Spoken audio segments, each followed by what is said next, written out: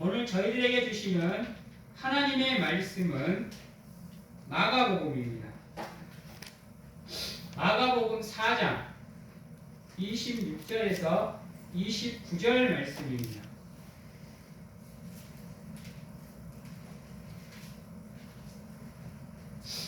마가복음 4장 26절에서 29절 말씀 제가 봉독해 드리도록 하겠습니다. 마가복음 4장 26절에서 29절 말씀입니다. 또 이르시되 하나님의 나라는 사람이 씨를 땅에 뿌림과 같으니 그가 밤낮 자고 깨고 하는 중에 씨가 나서 자라되 어떻게 그리 되는지를 알지 못하느니라. 땅이 스스로 열매를 맺되 처음에는 싹이요 다음에는 이삭이요 그 다음에는 이삭에 충실한 곡식이라.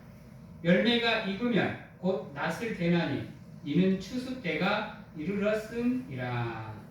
아멘. 우리 사람이 갑자기 변하면 어떻게 된다 그러죠? 죽는다 그러죠?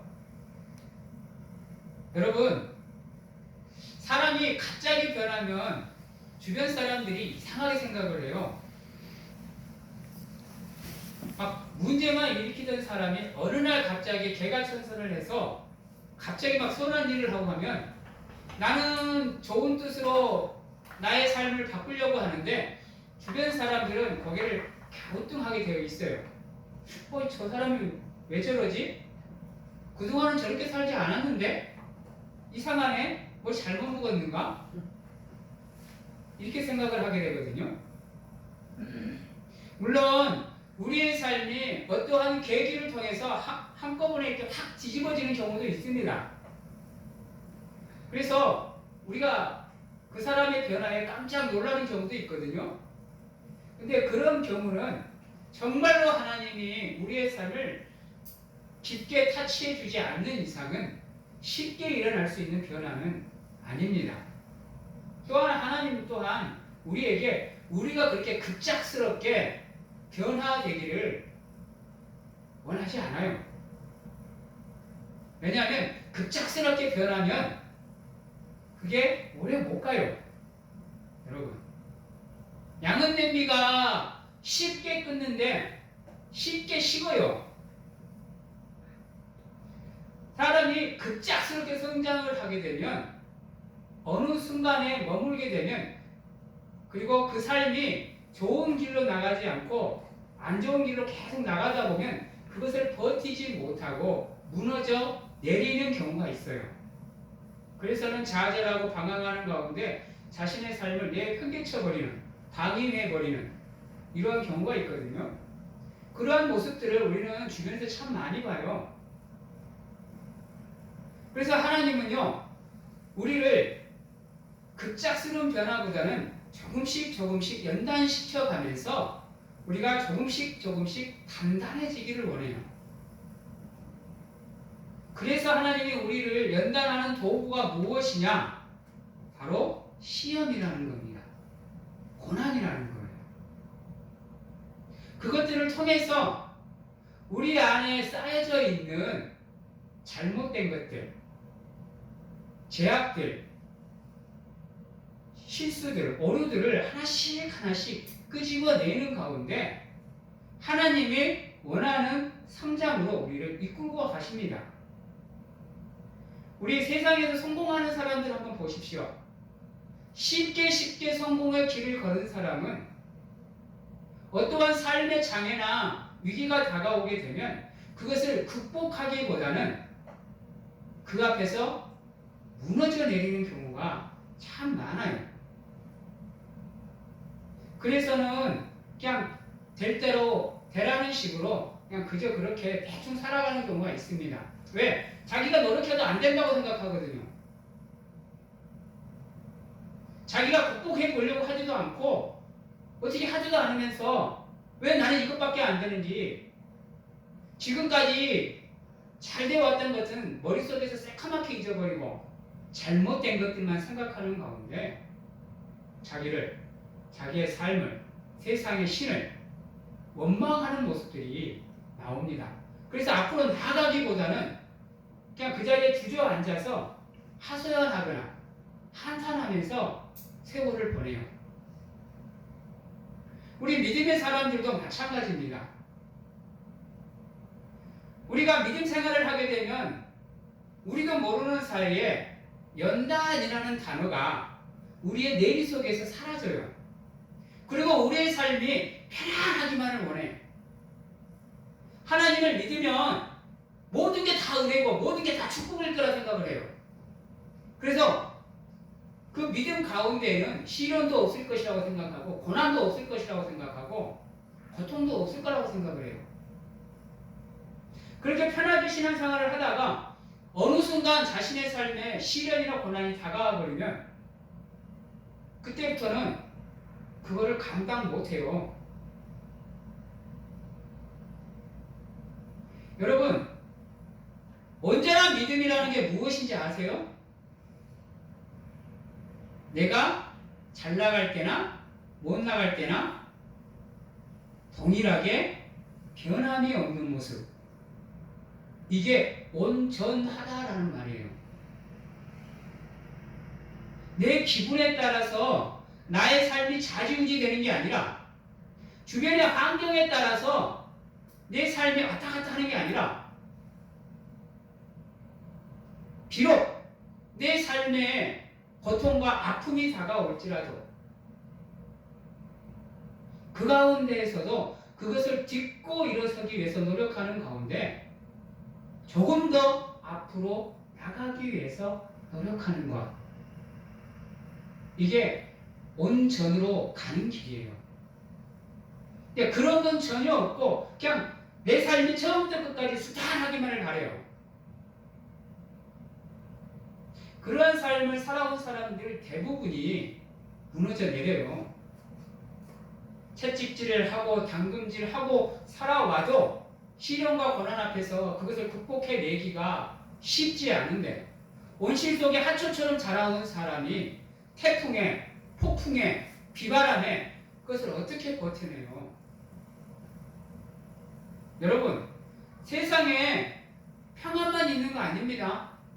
평화만 있는 게 아니에요. 기쁨만 있는 게 아니에요. 성공만 있는 게 아닙니다. 때로는 비바람도 칠 것이고 폭풍도 다가올 것이고 태풍도 불어올 것이고 때로는 돌뿌리에 걸려서 넘어지기도 할 것이고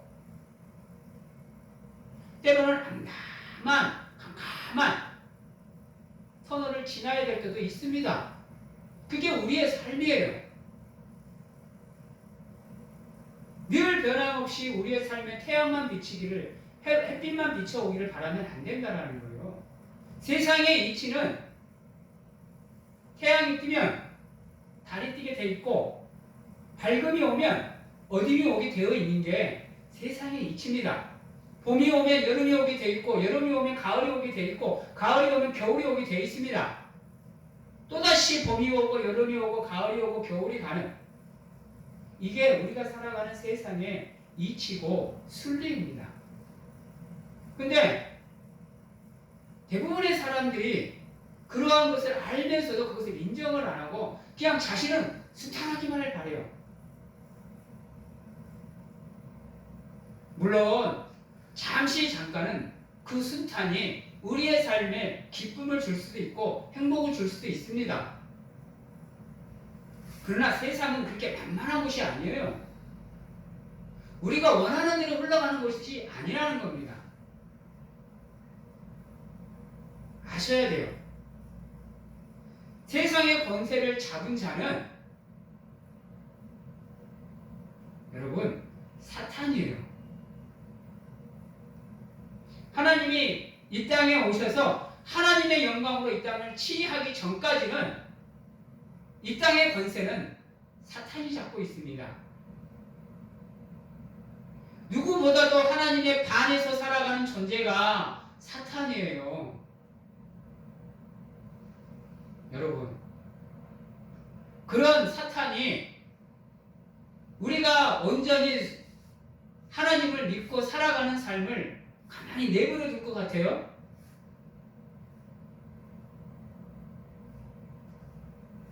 여러분 그거 생각해 보셨어요? 왜 사탄이 믿는 사람들을 공격할까요? 그냥 지 즐거움 때문에? 자기 재미 때문에? 이유는 다른 데 있는 게 아니에요.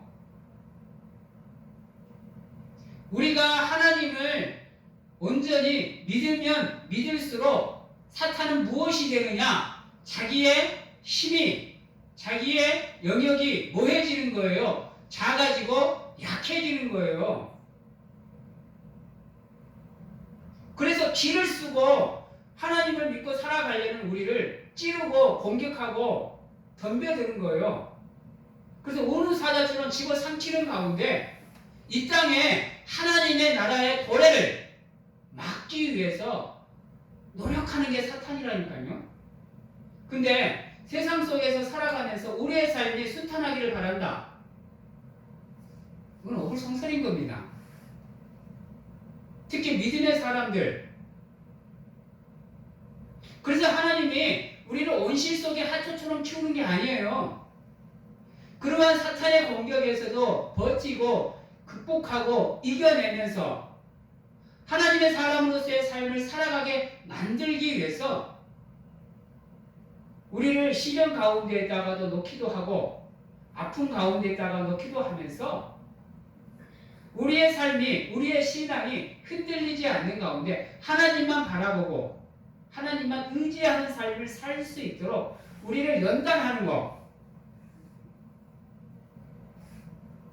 그게 하나님의 시험의 목적이고 연단의 목적인 거예요.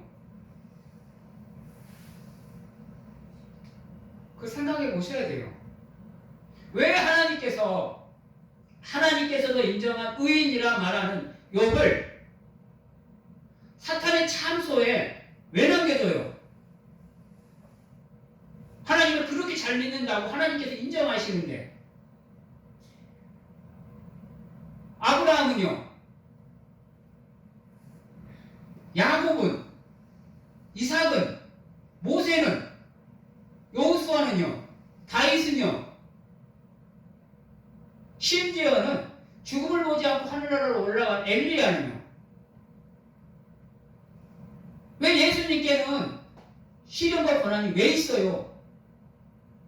사도 바울은요? 그런 사람들이라면 적어도 우리가 갖고 있는 생각으로 따지면 그 사람들 삶 속에는 시련과 고난이 있으면 안 돼요. 왜? 전부가 다 하나님이 인정하는 믿음의 선지인들이잖아요. 심지어 예수님 또한 삶의 시련과 고난이 있었다니까요. 고통이 있었어요. 근데 하물며 우리라고요.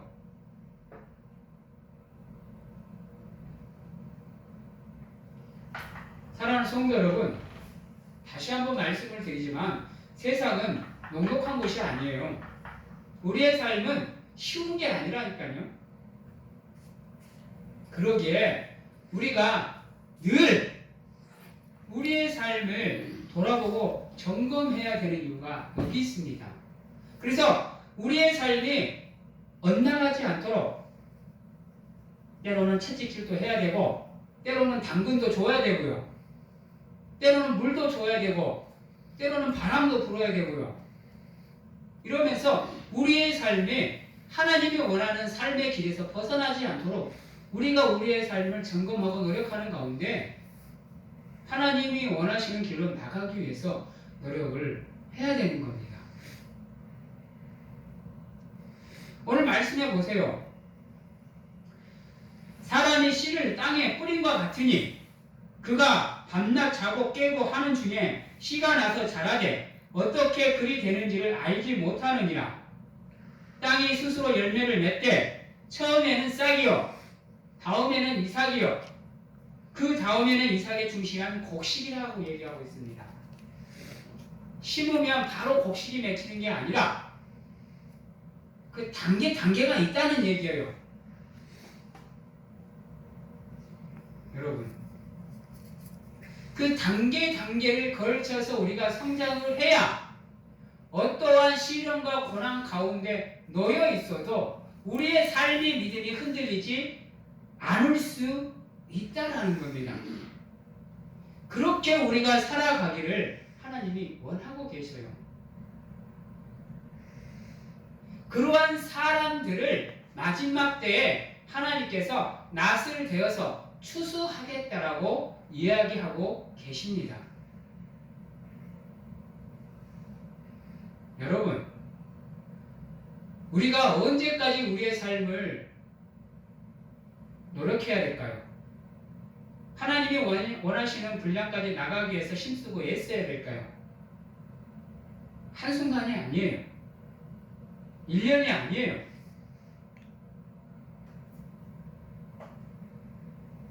우리가 생각하기에 우리가 결심하고 뭔 일을 시작하면 그게 성공으로 나가기를 바래요. 누구나 다 그래요. 가만히 있으면 우리 삶이 성공으로 갑니까?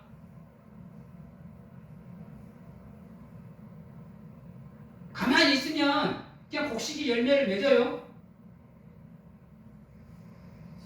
뭐 해야 되는 거예요? 우리가 밤낮 나가서 그 곡식들에 물을 주고 때로는 잡초도 뽑아주고 때로는 약도 쳐주고 가지도 쳐주고 이러면서 관리를 해야 돼요. 점검하는 가운데 혹여나 어디가 잘못됐는지 혹여나 어디가 병이 걸려있는지 그러는 가운데 우리가 수고하고 헌신하고 땀 흘리는 가운데 그 곡식들이 조금씩 커가는 거예요. 그러면서 때가 되면 열매를 맺는 겁니다. 그게 우리가 살아가는 세상의 이치예요. 하나님의 진리고요. 근데 우리는 그냥 우리가 생각하고 그냥 살아가면 모든 것이 잘 될 거라고 생각을 해. 그러다가 잘못되면 그때는 세상 원망하고 하나님 원망하는 거예요. 여러분, 우리의 삶에는 누가 뭐라 그래도 장애물이 있어요. 없는 삶은 단 한 명도 없어요. 수천억, 수조억을 갖고 있어도 그 사람들의 삶에 다 위기가 있습니다. 세상의 갑부들 보세요. 무소불위한 권력을 쥐고 있다가도 한순간에 그 권력이 사라져버려요. 수없는 재산을 갖고 있다가도 한순간에 그 재산이 사라져요. 그게 세상이라니까요.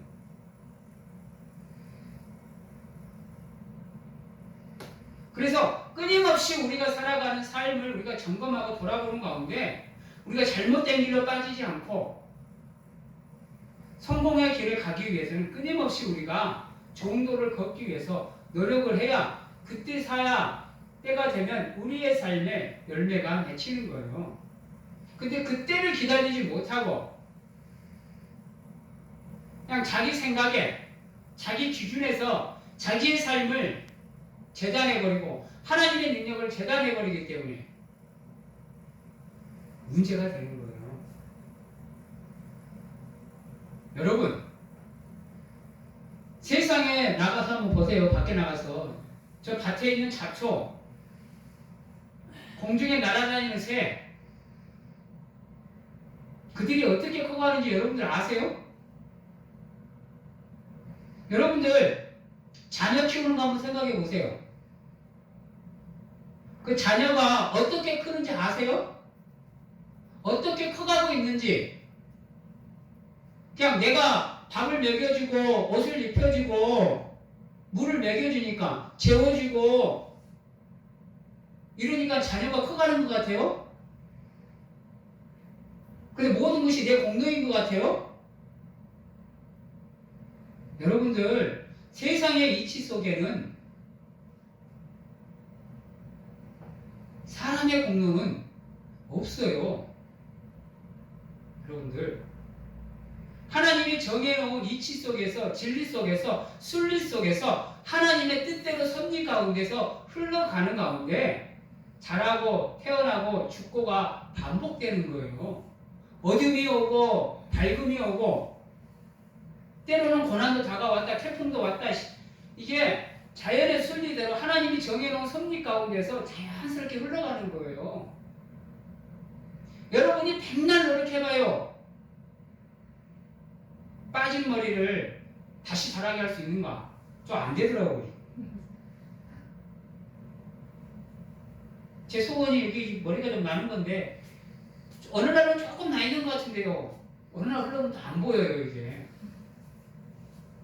여러분 우스갯소리인데요.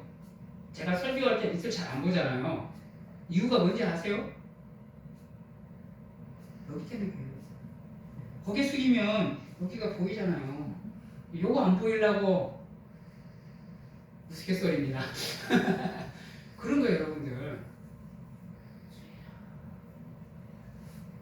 내가 무엇을 하려고 하면 처음에는 좀 되는 것 같아요.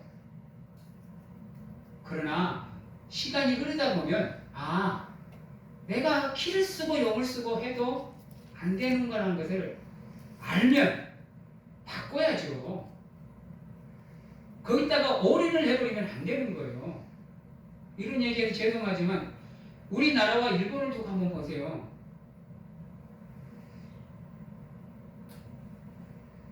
지금 선진국들을 한번 보세요. 이 코로나로 인해서 드러나는 선진국들의 모습을 한번 보세요. 우리나라 사람들로서는 이해가 안 가는 모습들이에요.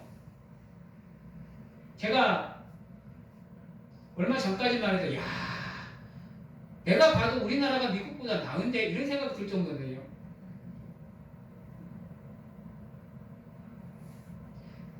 여러분 세상은 누가 뭐라 그래도 사람에 의해서 흘러가는 게 아니라 하나님이 정해놓은 자연의 이치에 의해서 우주의 섭리에 의해서 흘러가는 게 세상이에요. 그러니 인간이 종교를 찾는 이유도 거기에 있잖아요. 자신의 능력에 한계치가 있으니까 그것을 뛰어넘기 위해서 찾는 존재가 신이고 그 신이 필요한 존재가 인간인 거 아니에요. 근데 우리는 굳이 그럴 필요가 없잖아요. 세상 사람들이야 그러고 살아간다지만 그저 하나님을 예배하며 하나님을 믿는 삶을 우리가 살아가면 그분이 알아서 우리의 삶에 찾아오셔서 우리의 삶을 인도해 주신다니까요. 세상에 존재하는 신화를 봐봐요. 누가 인간을 위해서 이 땅에 신이 와요? 누가 인간을 위해서 신이 희생을 해요? 어림에 반푸치도 없죠. 오히려 신을 위해서 인간이 자기 것을 포기하는 삶이 되죠. 근데 우리는 안 그러잖아요. 우리는 우리를 위해서 신이 스스로 신을 포기하고 이 땅에 오셨다니까요. 스스로 자신의 모든 것을 포기하고 우리를 위해서 자신을 내어주신 존재가 우리 하나님이시잖아요. 그분이 우리와 함께함을 믿는다고 한다면 흔들리지 마세요. 주저앉지 마시고 설사 우리의 환경이 좌절하고 방황하고 주저앉을 그러한 환경일지라고 해도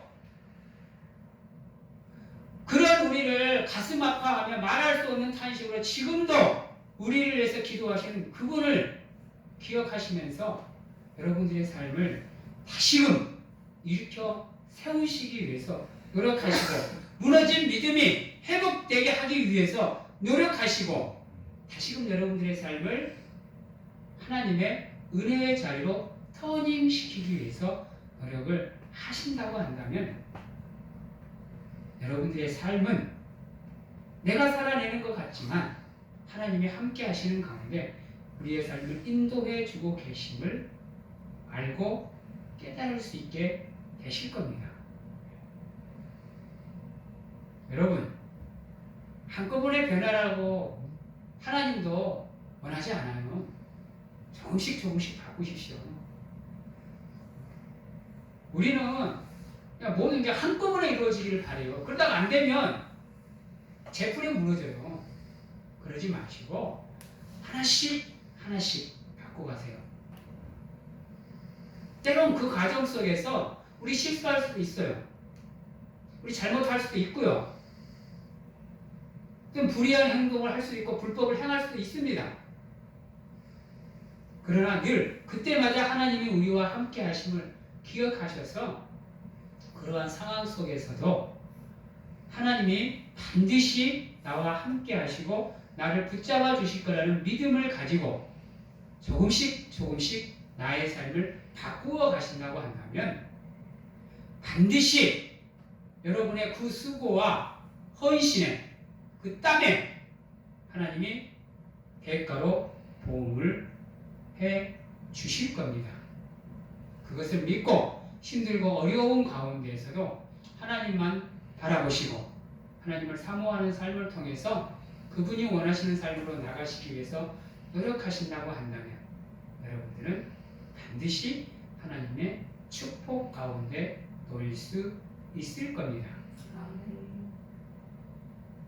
여러분, 그러한 사람들이 하나씩 모여서 만든 모임이 바로 우리의 모임입니다.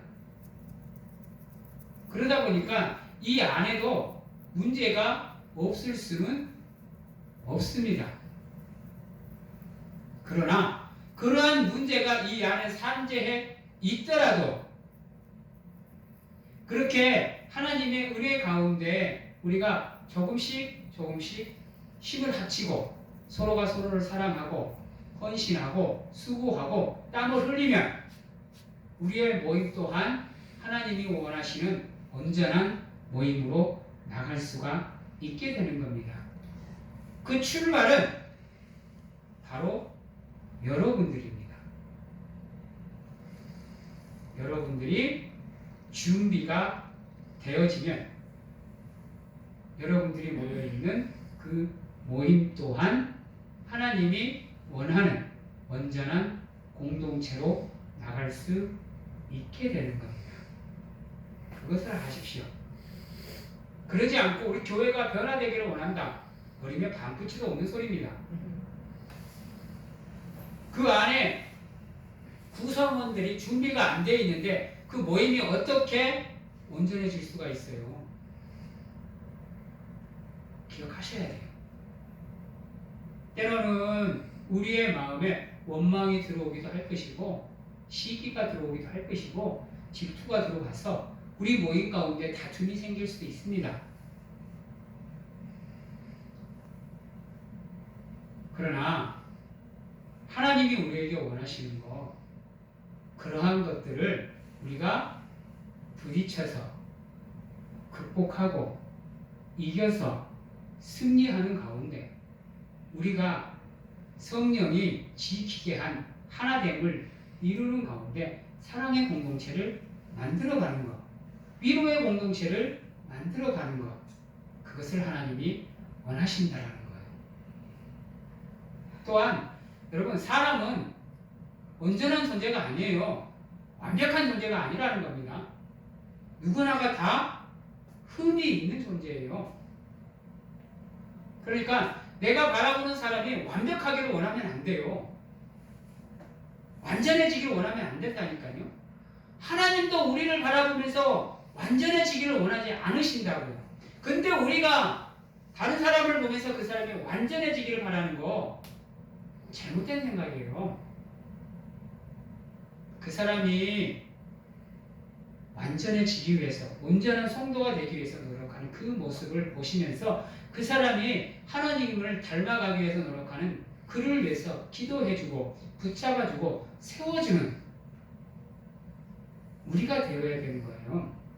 그게 예수 그리스도의 사랑의 모습이고 그리스도의 몸된 교회를 온전히 세워가는 수단이고 방법이라는 겁니다.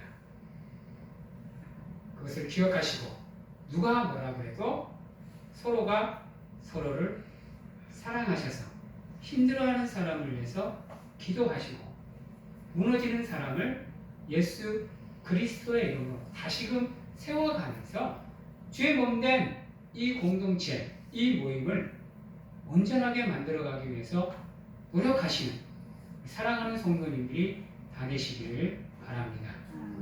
이제 말씀을 정리하겠습니다. 여러분, 한 변화라고 하지 마십시오. 저 또한 여러분들이 한 번에 변하면 무섭습니다. 그러니까 조금씩 여러분들의 삶을 점검하시는 가운데 하나님 앞으로 한 발자국씩 나가기 위해서 노력하십시오. 우리 하나님 성질 안 급해요. 여러분이 충분히 변화하면서 하나님 앞으로 나오기를 우리 하나님은 참고 인내하며 기다리실 줄 아는 분이에요. 그러기에 조금씩 여러분들의 삶을 담금질 하시는 가운데 온전한 믿음으로 나가시기 위해서 노력하시고, 여러분들이 준비가 안 되면 우리 교회 또한 성장할 수가 없습니다. 말을 바꾸면 여러분들이 그렇게 준비가 되면 하나님의 은혜 가운데 우리의 모임이 온전해질 수가 있다라는 겁니다. 여러분들의 삶을 예수 그리스도의 사랑으로 가득 채우시는 가운데 서로가 서로를 위로해 주시고 배려해 주시고 기도하시며 중보하는 가운데 한 사람 한 사람을 세워간다고 한다면 우리 교회 또한 하나님이 원하시는 성전으로서 온전히 성장해 갈 수 있을 겁니다.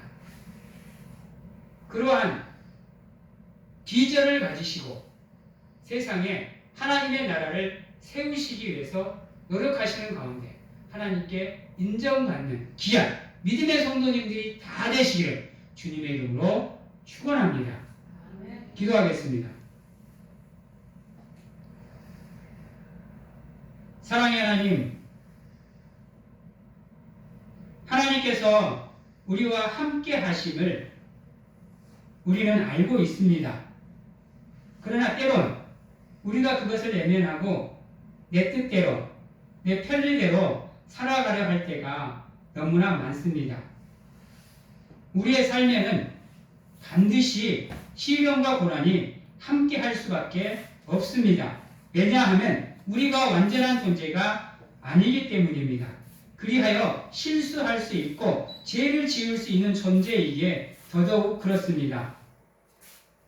하나님, 부족하고 연약한 우리를 붙잡아 주셔서 어떠한 경우에도 흔들리지 않는 강하고 담대한 믿음을 통해서 하나님께 영광을 돌리고 또한 흔들리지 않는 믿음으로 우리의 삶을 통해서 하나님의 기쁨이 되기 위해 노력하는 우리가 될 수 있도록 하나님 축복하여 주시옵소서.